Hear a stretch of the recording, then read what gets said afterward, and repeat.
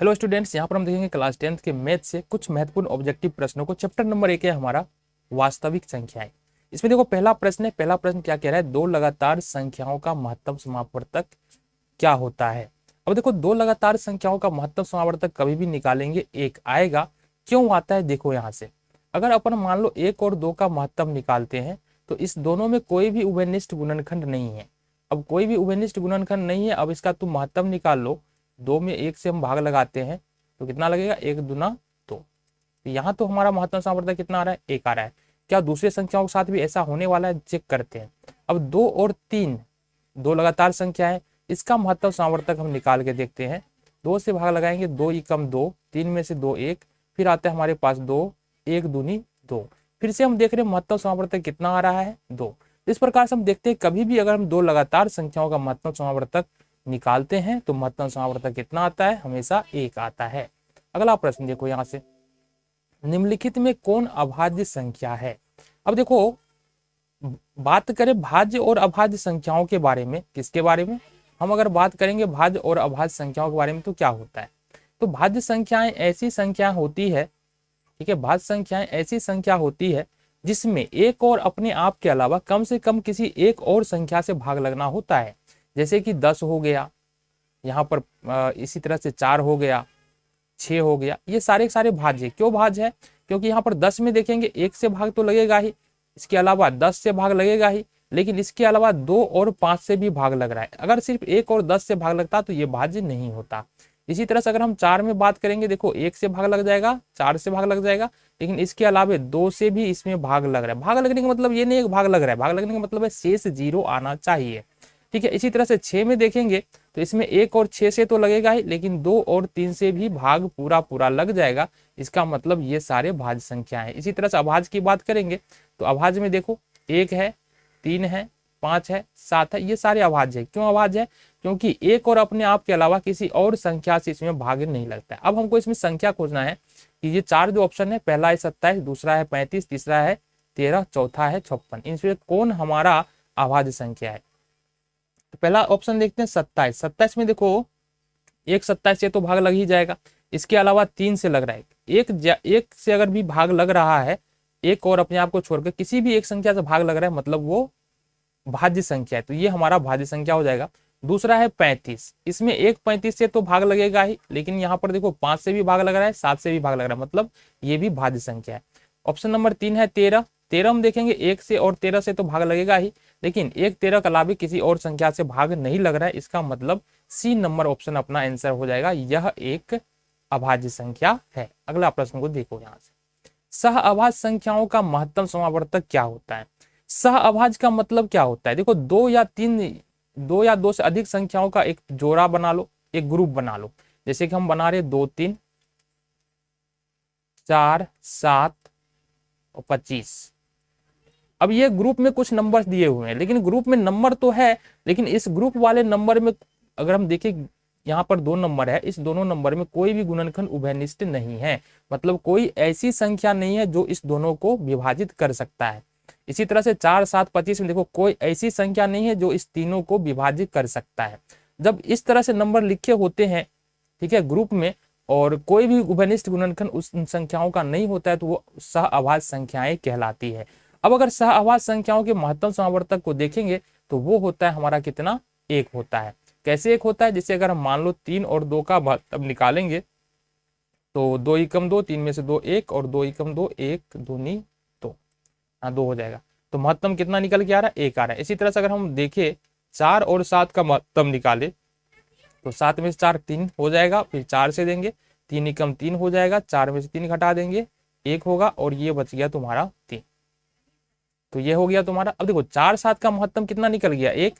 अब 1 से हम 25 में लगाएंगे तो ये होगा 25 एकम 25, एक ही बार में खत्म कर दे रहे हैं। तो यहाँ से 4 7 और 25 का महत्तम कितना निकल रहा है, 1 ही निकल रहा है, निकल के आ रहा है। इसका मतलब सह अभाज्य संख्याओं का जो महत्तम समापवर्तक होता है वो क्या होता है, 1 के बराबर होता है। अगला प्रश्न देखो, 144 के अभाज्य गुणनखंड में 2 का घातांक क्या होगा। तो यहाँ पर निकालना पड़ेगा हमको 144 के अभाज्य गुणनखंड, हमको यहाँ पर निकालना पड़ेगा। तो 144, ये हो गया 144, 2 ये होगा 72, फिर से लेंगे यहाँ पर 2, ये होगा 36, फिर से लेंगे 2 बार में, ये होगा 18, फिर से लेंगे 2 बार में, ये होगा हमारा 9, देन ये होगा हमारा 3 × 3। अब देखो 2 कितना बार आ रहा है, 1 2 3 4, मतलब ये होगा 2 पर पावर 4 और 3 पर पावर 2, मतलब 144 के अभाज्य गुणनखंड में जो 2 का घात होगा वो कितना होगा, 4 होगा, और 3 का घात 2 होगा, तो 2 का घात कितना हो जाएगा, 4 हो जाएगा। ये तुम्हारा सी नंबर ऑप्शन हो जाएगा। सेम प्रश्न हमारे पास आ रहा है, निम्नलिखित में से कौन अभाज्य संख्या है। अब देखो यहाँ पर जो प्रश्न दिया है इसमें बड़े बड़े नंबर्स दिए गए हैं, लेकिन अपन छोटा से शुरू करते हैं। यहाँ पर जो ऑप्शन है सी नंबर 41, 41 की बात करते हैं। क्या 41 किसी भी संख्या से विभाज्य है, 1 से विभाज्य है और 41 से विभाज्य है, इसके अलावे किसी और संख्या से विभाज्य नहीं है। इसका मतलब यही अपना ऑप्शन आंसर हो जाएगा, सी नंबर ऑप्शन 41। ठीक है, इसके अलावे अगर तुम खोजोगे तो 91 तो कट ही जा रहा है, 13 और 7 दोनों से कट रहा है। 501 भी किसी न किसी से विभाज्य होगा, यहाँ पर देखो 501 भी क्या हुआ, किसी न किसी से विभाज्य होगा, ये भी किसी न किसी से विभाज्य होगा, लेकिन 41 किसी भी संख्या से विभाज्य नहीं है, तो ये अभाज्य संख्या हो जाएगा। आ जाओ, किसी पूर्णांक p के लिए प्रत्येक सम पूर्णांक का रूप होता है। अब देखो अगर हम यहाँ पर मान ले, क्या हम अगर यहाँ पर मान ले p कोई संख्या है, p कोई संख्या है, तो सम पूर्णांक का रूप जो होता है वो 2p के रूप में होता है। इसका मतलब क्या है, समझो बात को। जितने भी सम संख्या, जैसे 4 हो गया, 6 हो गया, 8 हो गया, 10 हो गया, 12 हो गया, ये सम संख्याएं हैं, हमको पता है सब में 2 से भाग लग जाएगा। तो अगर 4 को लिखोगे तो कैसे लिखोगे, 2 × 2 लिखोगे। 6 को लिखोगे तो कैसे लिखोगे, 2 × 3 लिखोगे। 8 को लिखोगे तो कैसे लिखोगे, 2 × 4 लिखोगे। इसी तरह से 10 को लिखोगे तो 2 × 5 लिखोगे, और यहाँ से 12 को लिखोगे तो 2 × 6 लिखोगे। कहने का मतलब क्या है, देखो ये वाला, ये जो 2 है ना, ये क्या है, कांस्टेंट है, सब सारे सम संख्याओं में 2 गुणनखंड के रूप में होता है, लेकिन ये क्या है, वेरिएबल है, ये बार बार बदल रहा है। मतलब जो भी सम संख्या होगा वो 2p के रूप में होगा, या 2q के रूप में हो सकता है, 2r के रूप में हो सकता है, 2m के रूप में हो सकता है, और जो विषम संख्या होगा वो 2p + 1, 2p + 3, 2p + 5 के रूप का हो सकता है। ये तुम्हारा हो गया प्रश्न का उत्तर। कौन सा हो जाएगा हमारा, 2p के रूप में, यानी कि डी नंबर ऑप्शन हो जाएगा हमारे ये वाला। अगला प्रश्न देखो, निम्नलिखित में से किसका दशमलव प्रसार अशांत है। अशांत है, देखो गौर से देखो, किसी कोई भिन्न दे दे और हमसे पूछ दे कि किसका दशमलव प्रसार शांत है या किसका दशमलव प्रसार अशांत है, तो तरीका क्या है। देखो यहां से पहला जो ए नंबर का ऑप्शन है, यहाँ पर दिया है 23/50। अपने को करना क्या है, 50 का फैक्टर कर लेना है। 50 का फैक्टर करोगे, यहाँ पर 25 आ रहा है, फिर यहाँ पर 5 आ रहा है। मतलब अगर हर की बात करेंगे तो हर में आ रहा है हमारे पास 2 × 5 × 5। देखो या तो सिर्फ 2 आ जाए हर में, हमने कहा हर में या सिर्फ 2 नजर आए या सिर्फ 5 नजर आए तो शांत होगा, 2 और 5 दोनों नजर आए तो शांत होगा। इसके अलावा अगर 2 नजर आ रहा है, 5 नजर आ रहा है और कोई और संख्या नजर आ रहा है तो वह अशांत हो जाएगा। तो पहला तो शांत हो गया। बी नंबर ऑप्शन देखो, 39/243। अब यहाँ पर 243 का हम लोग फैक्टर करेंगे, यहां से देंगे 3 से, 3 × 8 = 24, 3 × 3, यहाँ से होगा 27 × 81, 3 × 27, 3 × 9, मतलब 1 2 3 4 5, ये आ रहा है हमारे पास 39 बट्टे में 3 पर पावर कितना हो जाएगा, 1 3 रखते हैं हम यहाँ पर, और दिन हम रख देते हैं 1 2 3 4 5, 3 पर पावर 4, ये कट जाएगा 13 × 3 = 39। ये बच रहा है तुम्हारे पास 13/3 पर पावर 4। हमने कहा कि 2 और 5 के अलावा कोई और संख्या यदि आ जाता है नीचे में तो वो हो जाता है अशांत। मतलब ये हो जाएगा बी नंबर ऑप्शन जो है ना, ये हमारा हो जाएगा अशांत। क्यों हो जाएगा, क्योंकि हमने जो बताया है इस कारण से। निम्नलिखित में किसका दशमलव प्रसार अशांत है, तो बी नंबर अपना ऑप्शन हो जाएगा। प्रश्न है, निम्नलिखित में कौन अपरिमेय नहीं है। मतलब सारे के सारे परिमेय हैं, एक संख्या ऐसा होगा जो हमारा परिमेय नहीं होगा, मतलब अपरिमेय होगा। ठीक है, ए नंबर ऑप्शन में देखो क्या दिया हुआ है, पाई दिया है। पाई हम सभी को पता है ये कौन सी संख्या है, अपरिमेय संख्या है। ठीक है जी। बी नंबर ऑप्शन में है √7, रूट के अंदर में अगर कोई ऐसी संख्या है जो पूर्ण वर्ग संख्या नहीं है, मतलब रूट से बाहर नहीं आ सकता है, वह संख्या हो जाएगा तुम्हारा अपरिमेय। तो ये भी हो जाएगा हमारा कौन सा, अपरिमेय। ये हो गया तुम्हारा। सी नंबर ऑप्शन में देखो √2/√5। अब देखो यहां से भाग √2 में भाग देना है √5 से, और कहीं भी कटकुट होगा नहीं, और रूट से दोनों बाहर आने के लिए तैयार नहीं है, तो ये भी हो जाएगा हमारा अपरिमेय। लास्ट ऑप्शन है हमारे पास कौन सा, डी नंबर ऑप्शन।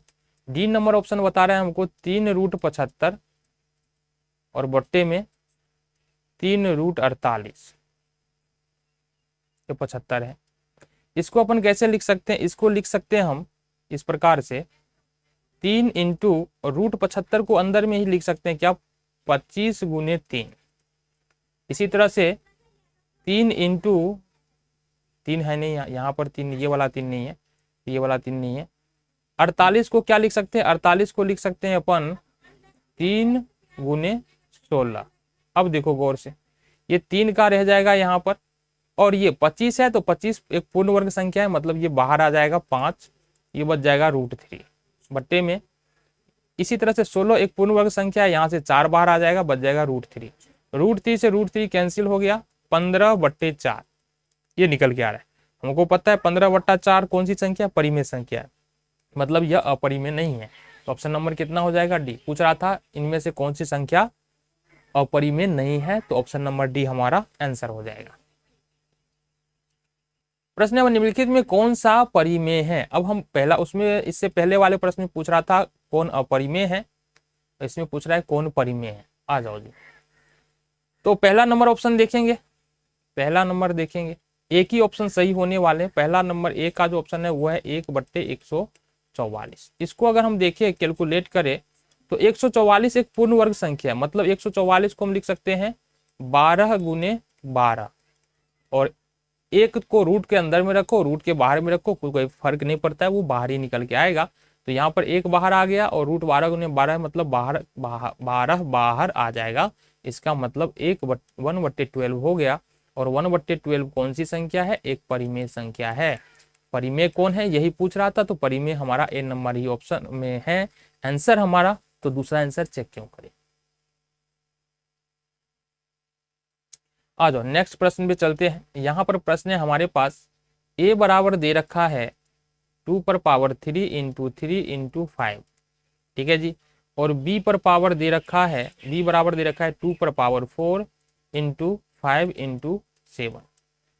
तो ab का लघुत्तम क्या होगा, यानी कि हमको देखो a बराबर दिए रखा है 2/3 3 × 5, b बराबर 2/4 5 × 7।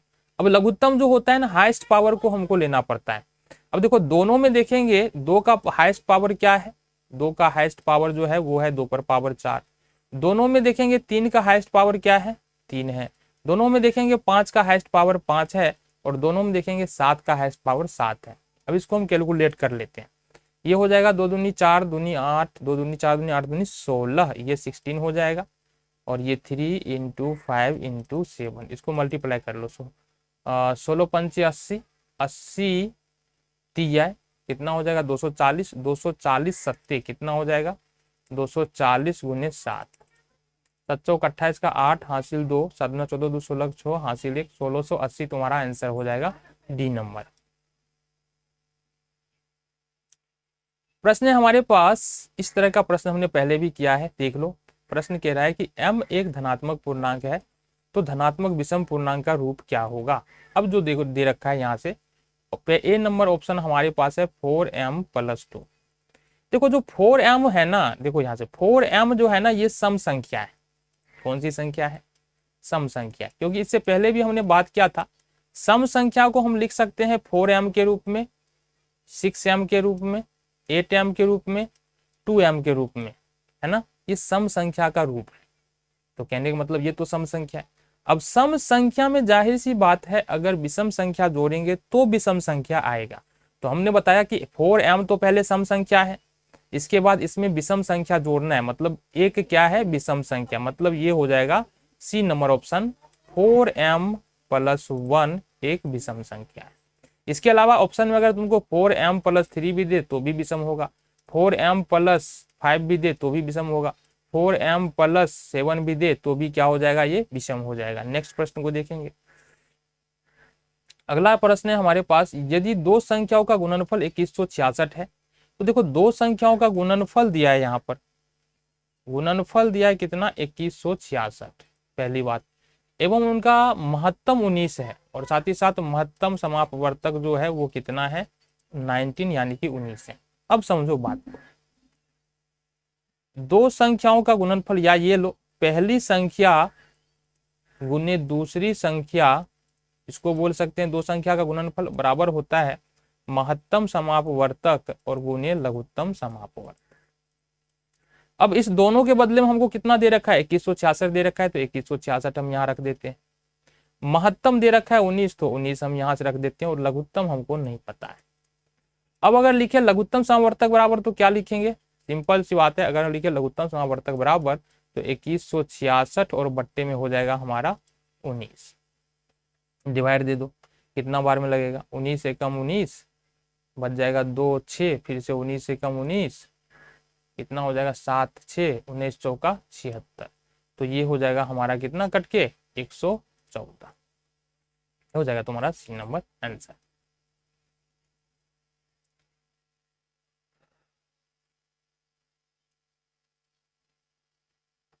अगला प्रश्न है संख्या, यहाँ पर देखो एक नंबर दिया हुआ है तुम्हारे पास, तो नंबर है वो है तुम्हारे पास 2.13133 एक एक, अच्छा ये दूसरा नंबर है ना, थोड़ा सा मिस्टेकन हुआ है, देखो यहाँ से संख्या क्या दे रखा है, यहाँ से 2.1311113 इस प्रकार से नंबर जा रहा है, ठीक है, फिर 111 आ जाएगा 4, इस प्रकार के नंबर जा रहा है।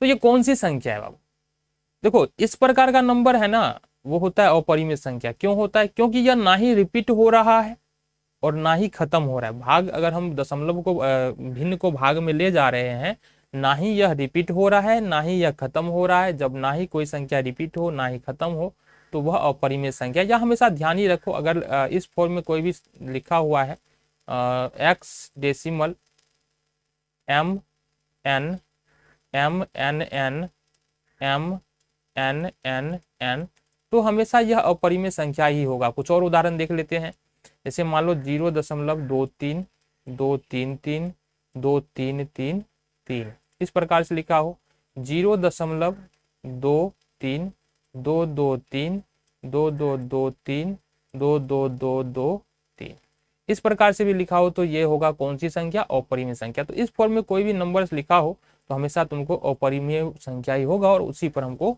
टिक मारना है। प्रश्न है निम्नलिखित में कौन सा अपरिमेय संख्या है, ये हमको बताना है। आ जाओ कैसे बताएंगे, कौन सा अपरिमेय संख्या है।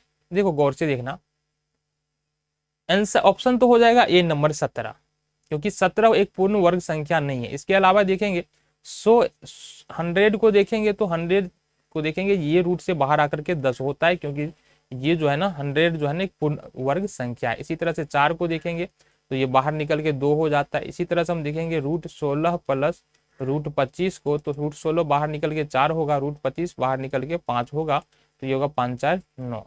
तो ये हो गया हमारा आंसर कौन सा, ए नंबर का ऑप्शन। π/3 कौन सी संख्या है हमको ये बताना है। तो पाई एक अपरिमेय संख्या है और अपरिमेय संख्या में अगर तुम परिमेय संख्या से भाग देते हो तो हमेशा अपरिमेय संख्या होगा। यहाँ पर π/3 लिखा है, हमने कहा पाई अपरिमेय है और इसमें अगर हम किसी परिमेय संख्या से भाग दे देंगे तो ये हमारा अपरिमेय होगा। ये क्या आ जाएगा हमारा, अपरिमेय। कौन सा ऑप्शन हो जाएगा, बी नंबर। प्रश्न है हमारे पास, एक शून्य परिमेय और अपरिमेय, अशून्य परिमेय और अपरिमेय संख्या का गुणनफल। कहने का मतलब क्या है समझो। अशून्य का मतलब होता है शून्य को छोड़ करके। तो एक अपरिमेय संख्या 3 है और मान लो दूसरी परिमेय संख्या 3 है, इसको मल्टीप्लाई करेंगे 3√3 होगा, तो ये कौन सी संख्या है, अपरिमेय संख्या होगा। सपोज दूसरा उदाहरण ले लेते हैं, एक 2√5 अपरिमेय संख्या, इसको मल्टीप्लाई कर देते हैं 7 से, तो ये होगा 14√5। यह भी क्या है, अपरिमेय संख्या है। तो कहने का मतलब क्या होगा, एक अशून्य परिमेय संख्या और एक अशून्य अपरिमेय संख्या का अगर हम गुना करते हैं तो हमेशा जो है वो आ जाता है हमको परिमेय अपरिमेय संख्या।